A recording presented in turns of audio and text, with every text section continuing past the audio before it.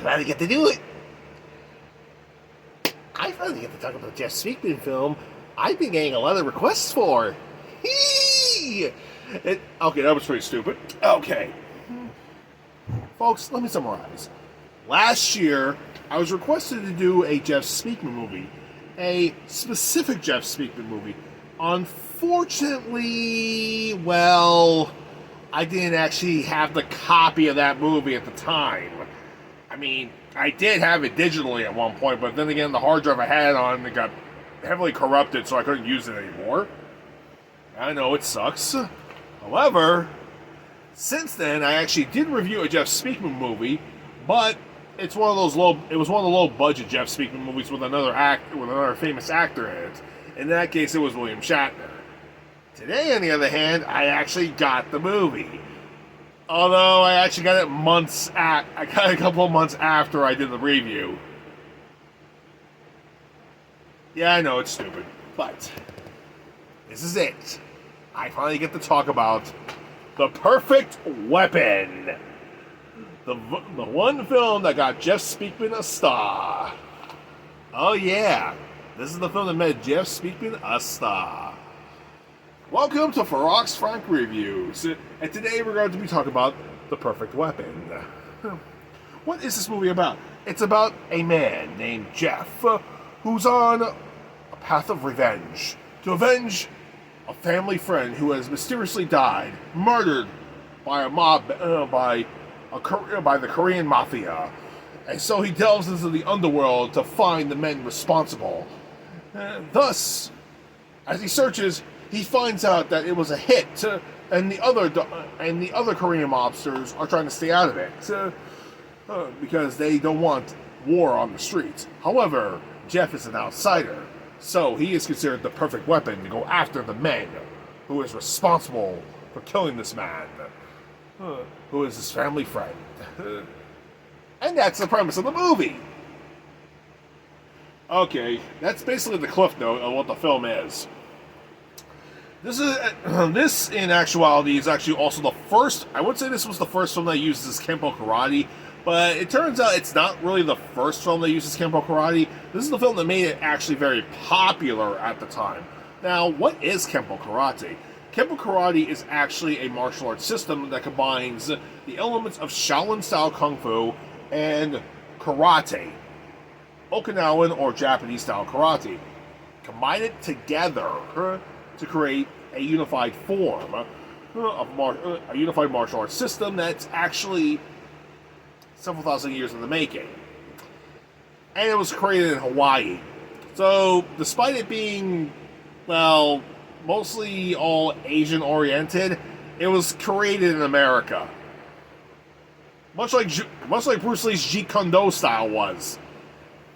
Yeah. I want you to keep that in mind. Kempo karate has one thing in common with Bruce Lee's Jeet Kune Do. It's American made. Go figure, right?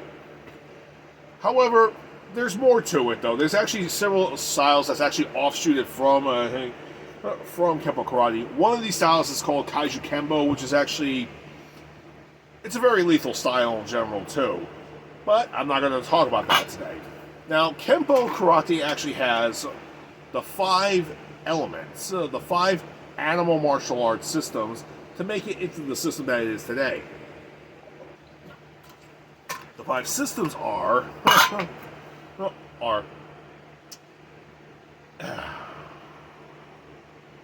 Panther, Crane, Snake, Tiger, and Dragon. Right? Those are the 5 animal styles for it. A little confused? Well, I can't fully explain it all exactly because I don't actually study Kempo karate. I mean, if you actually know my show, you know for a fact I've actually studied Muay Thai kickboxing for years. And I still do Muay Thai style training, in a way. Basically, a lot of bag work. But when I was a kid, I did do karate when I was a kid, but I didn't know what the style was at the time. But thinking back, because it actually talked about the animal styles, so I'm not sure. Maybe it was Kempo Karate, but who knows? Maybe it was Kempo Karate. I thought it was. I thought it could have been Shotokan or Shito Ryu Karate or Shorin Ryu at this point. I honestly didn't know. It's not Kyokushin style karate, which turns out Kyokushin is actually a style that actually goes well with kickboxing. So, go figure. So, that being said, what about the perfect weapon? Well, before I go any further, there's something else about Kempo Karate. I gotta get this out of the way right now. If you probably saw my first video, Jeff Speakman video, I did mention something else about that.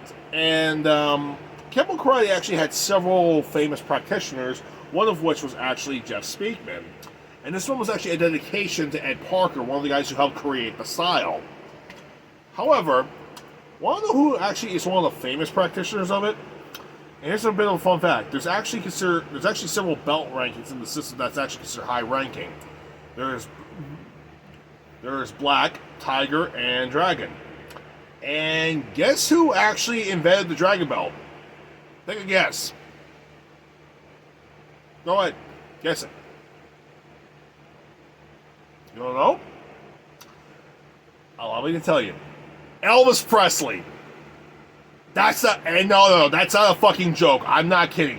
Elvis Presley actually was a practitioner of Kempo style karate. He was very fascinated with the system. He climbed up the ranks. He trained hard on it, and he's the one who actually invented the Dragon Belt itself. And he showed it to the masters, and they loved it. So. And he was one of the first, and he's actually one of the first practitioners to actually get the Dragon Belt ranking. So yeah, the Dragon Belt in martial arts was created by the king of rock and roll himself. Go figure. Well, it would have been nice if they actually put some Elvis's music in here, but I guess probably would have worked because it was made in the 90s. But let's talk about the movie in general. Now, the movie actually focuses on a character named Jeff, played by Jeff Speakman. Just go with it. All right, his full name is Jeff Sanders in the movie, all right? He was actually a bit of a troubled child when he was a kid. He always got into fights all the time, and he was also a bad influence for his younger brother, Adam. His father, who was a cop at the time, well, he didn't know what to do. He wanted to send his son to his military school. However, Mako, that's right, folks, Mako is actually in this movie. Don't fuck with Mako. But here's the thing. Mako tells his father that there's actually a school he can go to. Kempo school.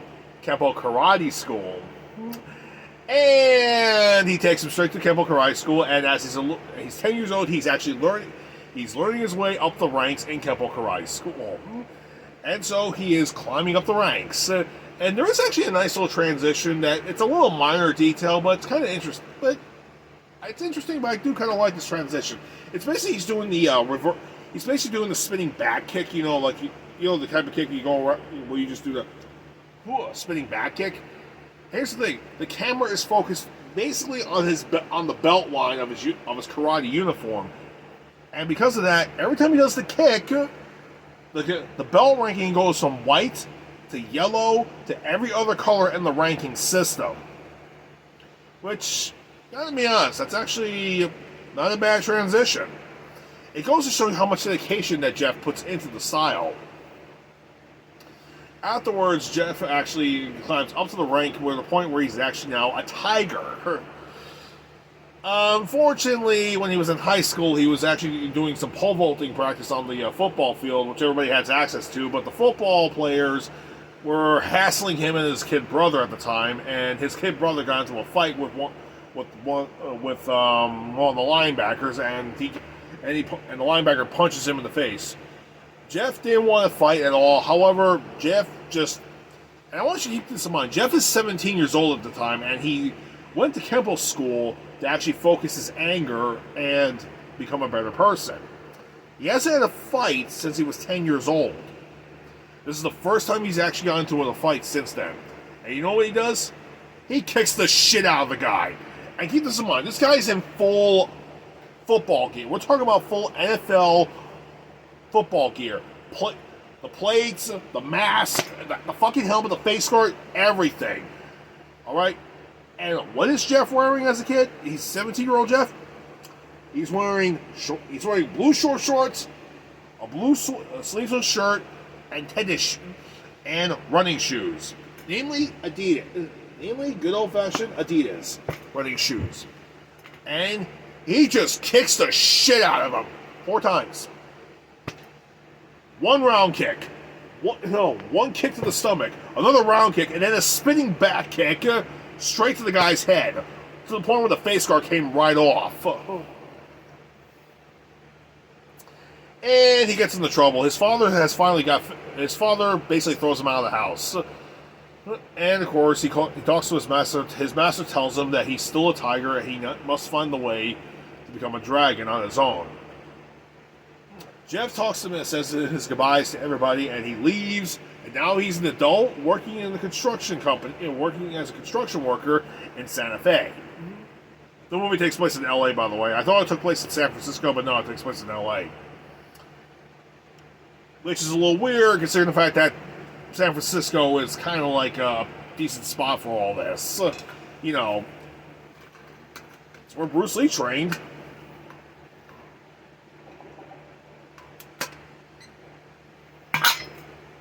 So, Jeff calls up. Anyway, the movie actually opens up with with him doing his straight up Akata routine during the song "We Got the Power."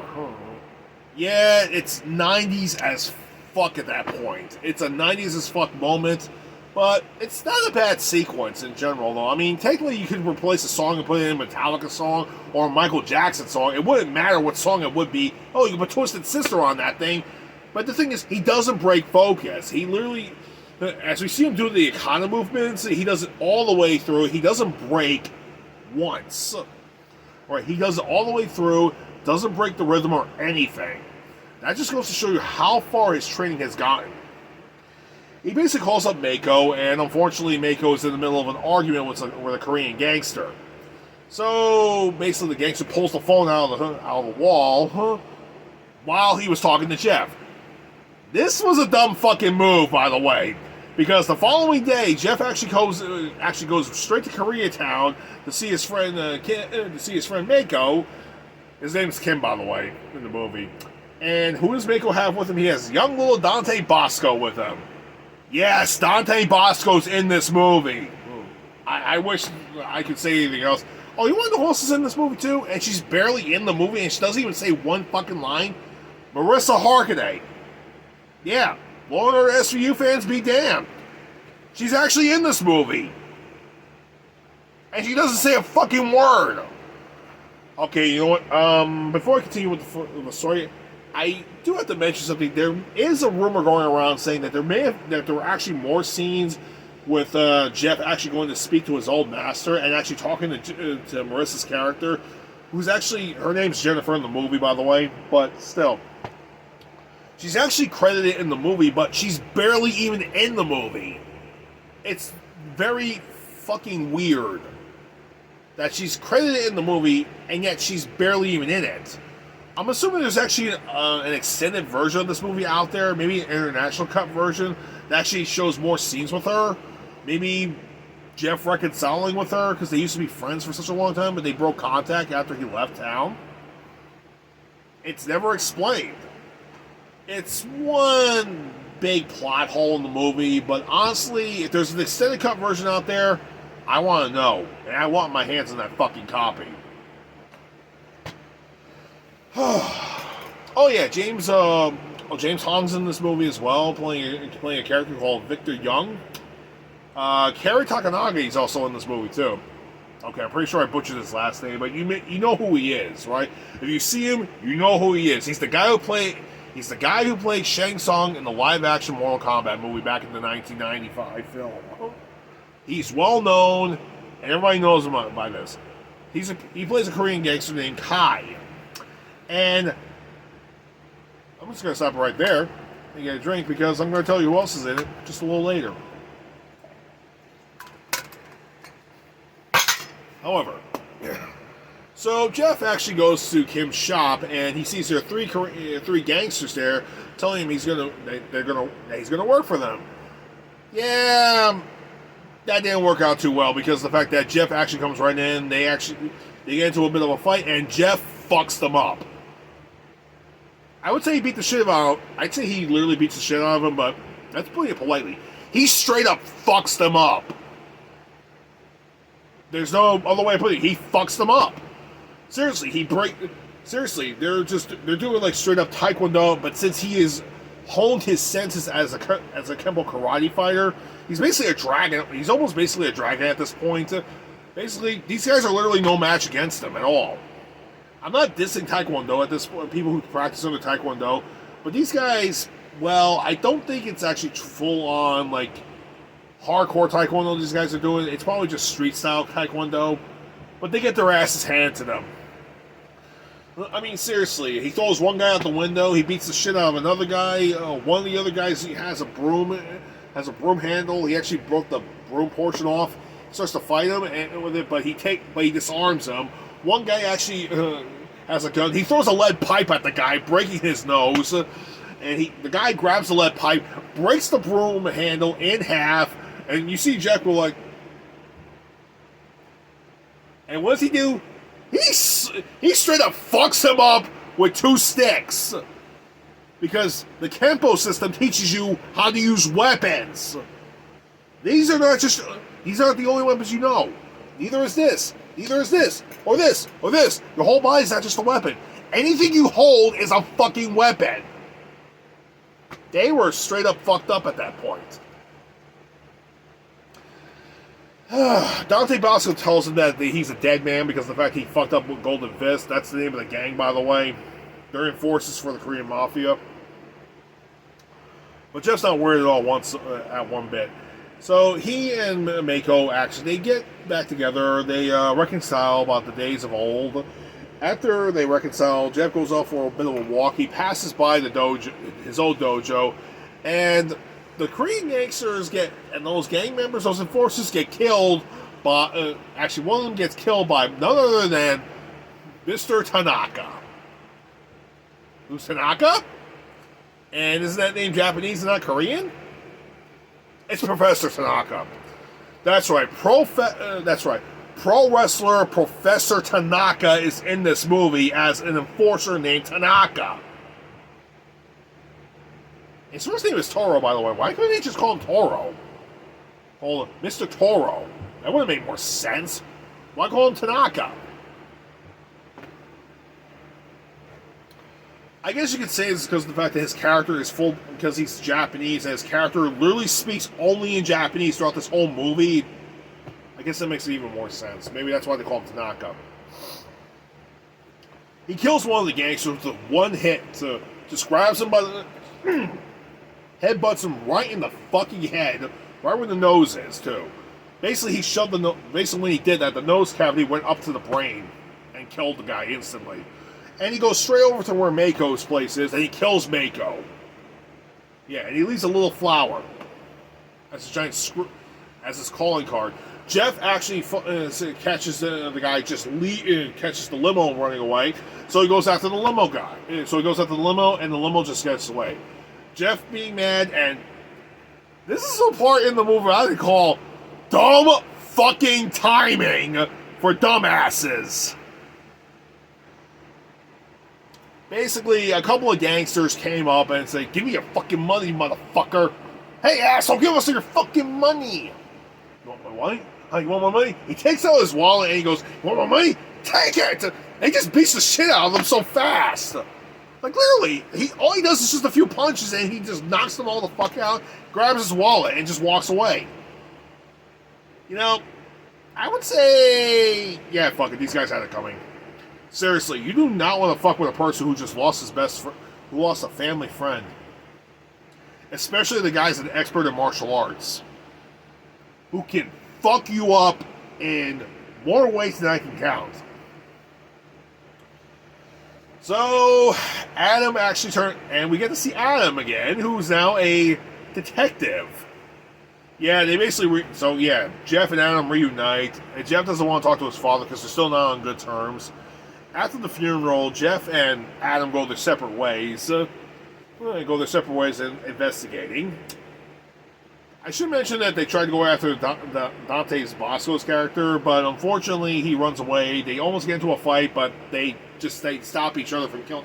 They basically don't kill each other because they stop themselves, so they're trying to kill each other. So they basically go their separate ways. Adam has no luck trying to find out who actually killed his best friend, his family friend, while Jeff knows that the guys were doing Taekwondo, so he goes to the local Taekwondo school. But this is a school that some of the gangsters actually go to train, and they're being a bunch of assholes, being very disrespectful. So he basically makes a bet. He bets he can beat up the three guys, the three top fighters, by himself. No weapons or anything. Full contact, he'll kick all three of their asses. And if you know Tony's fights resounds on YouTube, this is one of the fights that was actually resounded a couple of years ago. So these guys, they fight Jeff, and well, they almost look like they're winning, but yeah, these guys are no match against him. He fucks them up. He kicks all their asses. I mean, he knocks one guy out. He kicks another. He kicks one guy. One guy tries to do a high kick, like a jumping kick. Jeff literally just goes down and kicks him in the balls, so as he's doing the jump kick. The other guy, he kicks him right into the mirror and then knocks him out with another round kick. The guy kicked the balls. He goes up to it, grabs his arm, almost twisted it, and almost breaking it, pulling it out of the socket, telling the guy the talk. He talks and tells him where the gangsters are. And they're in some place called the Crock Pit. He goes to the Crock Pit. He finds the gangsters. They start a fight. He fucks them up even more. Seriously, all it is just this guy going someplace and he fucks shit up. Seriously, he's knocking motherfuckers out left and right. I mean, I wouldn't be surprised if he actually killed a couple of people with his bare hands. Which, in the Kempo system, it's actually mostly easy to do that. So, I mean, seriously, the vital points and everything, you can stop a guy, you can actually kill a guy by hitting him in the chest so hard, his heart would stop. I mean, Bruce Lee did that in one of his movies. Shit, you know what, at this point I gotta do a Bruce Lee movie sooner or later, too, now that I mention it. But anyway, the fight kind of stops when he gets blindsided by some asshole who hits him in the head with a liquor bottle. Tanaka comes up behind him about to break his neck until you see the head gangster of the club, he's in shadow, tells him, no, throw him outside. Tanaka throws him outside. I'm sure there's a deleted scene here and there, but apparently there's another. But the following scene is where we see James Wong's character come in and introduce him as Victor Young. Anyway, Victor Young directs him that there's actually a gangster that can act. There's a gangster who knows a thing or two. He directs him to Kai. He puts Kai in a stranglehold. Jeff puts Kai in a stranglehold. He finds out that there's a guy called Sam. So, Sam is actually one of the more powerful mafia members in Koreatown. So Young drops off Jeff in front of Sam's place. He sneaks right in, takes out the guards. He's about to kill Sam until Dante Bosco's character literally comes in and tells him that Sam is actually his uncle and he and Kim were best friends. So it turns out that Vic Young is actually the one who actually had Mako's character killed. So Sam doesn't actually have his guys kill him. In fact, because of the fact that Jeff was actually misled, and because he's an expert martial artist, he decides to let him go after Victor Young and have Dante's Bosco's character actually help him. Which he does. He actually tells him everything about Tanaka. And he tells him to actually go to the police, to actually have his brother help him. No, Dante's character is like, no, I don't want to work with the police. And Jeff goes like, kid, if my brother arrests Tanaka, that means Young is wide open. Oh, you're not so dumb after all. Whatever you say, Rufio. Yeah, I had to get a Rufio joke in there somehow. So, either way, what happens now? Well, okay, Jeff and his brother and the police force actually, wind up detaining Tanaka, while Tanaka does the most ridiculous things ever. I mean, he flips over a car, for one thing. He gets out of the car, and he knocks out 2 cops. And, at this point, the cops should have just shot his kneecap, should have just kneecapped him in the process by shooting him down there. But no, he gets tasered. And, okay, and Young wasn't even in the limo at this point, so Tanaka gets arrested. However, he breaks out of the car he was in, and he breaks out of the cuffs he was in, too, while knocking out Adam in the process. It's at this point Jeff tells him what really was going on, and Adam tells him, don't kill Young, you don't want to be like them at this point. Okay, that's cool. So, he breaks so he meets up with his father again. He tells him that he's got something to do. And he goes back to Dante Bosco's character. Dante's character actually discovers the fact that Vic is actually going to be leaving tonight in the harbor. Alright, so to case the place out, Jeff actually takes Dante home and tells him if he's not back in time, go to my dad, who's the chief of police. And he basically gets ready to actually infiltrate the warehouse. And we get some really cool scenes. Like, he pole vaults his way in there, and there's a security guard who sees him actually doing this too. He's like, oh! He lands right by the security guard on his feet. It's like, oh man! Can you believe that? Oh man, I can't believe that actually worked. Pop! I'm gonna get to work. Anyway, he fucks up everybody at the warehouse too. He beats the crap out of all of them. He uses two combat sticks. He knocks them the fuck out. Some guy actually winds up shooting at them with a sub gun, and he throws a knife at the guy's shoulder, like ah, falls overboard. I do have to mention Kai and Vic are actually together at this point, having a cigarette. And while they're actually at the area waiting for the boat to come in to actually get Vic out of there, Kai has a gun pointing at Jeff. He tells him, "Go ahead, Superman. Be faster than a speeding bullet." He disarms him real fast, and he knocks him and he fights him and knocks him the fuck out. Seriously, you don't want to do that type of shit. I mean, seriously, he knocks him out. He tries to fight him again.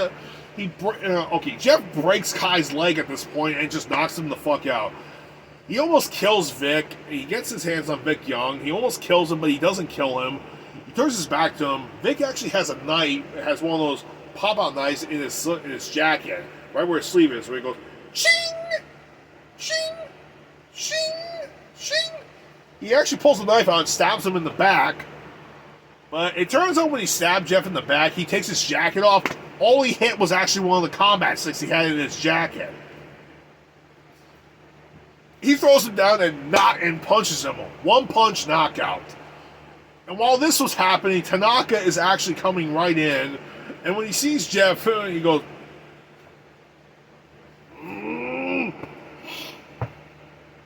Jeff walks up to him, walks up the dock, goes right up to Jeff, and they fight.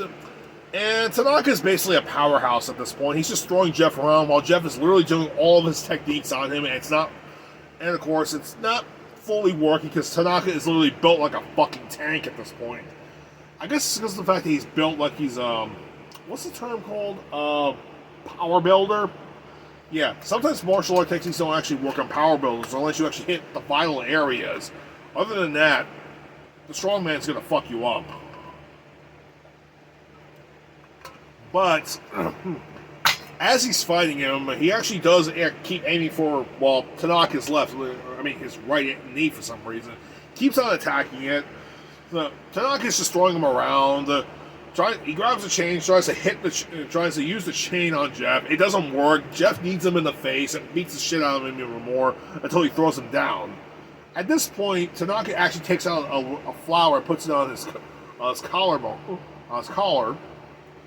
says something in Japanese, and he's going to try to kill Jeff. But Jeff notices the flower, and that's the flower he saw on Mako's body. And he realizes that he's the killer. This guy's going to get fucked up.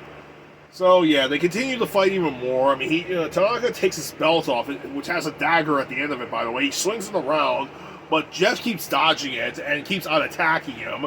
And it's actually to the point where they keep fighting to the point where Jeff actually fucks up Tanaka's knee so much, he starts limping.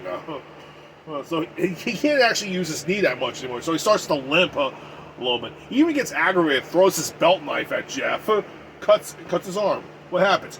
Jeff takes the belt knife and throws it at Tanaka, but he misses. But here's the thing.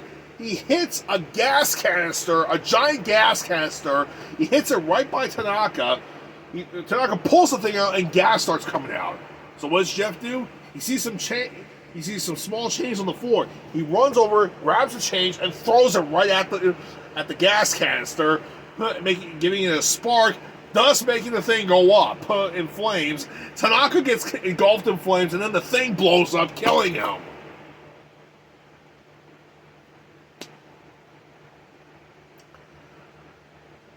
What a dumbass. What a dumbass. Anyway, the police come in and everything, and, well, Jeff comes walking in, and he throws down Vic. And, basically, Vic gets arrested. He didn't kill him. He just lets the cops handle him.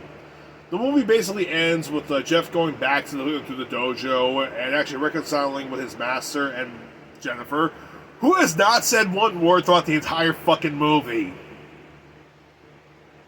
Seriously, was Marissa Harker only just eye candy for this film? That's all she was. I know she has a martial arts background, but still, would have been something to actually see her do some martial arts, rather than her doing her street fighting abilities from SVU. Actually, to be fair, I'm more of an Elliot Stabler fan than an Olivia Benson fan. No offense, guys. Yeah, when Christopher Maloney left the show, I stopped watching SVU. Sorry. But anyway, that was The Perfect Weapon. Is it a good movie? Of course it is. Would I recommend it? Of course I do. It's a good movie. Alright, martial arts scenes, the fight scenes are actually pretty decent.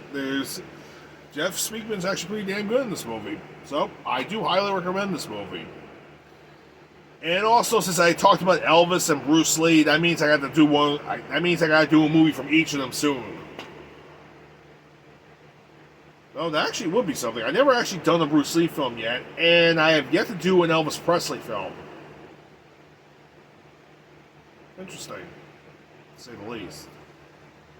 Well, either way, folks. This is Felix Frank signing out. But I do have somebody who needs to say something, though. So I am going to introduce you all to the newest cast member of the Ferox channel.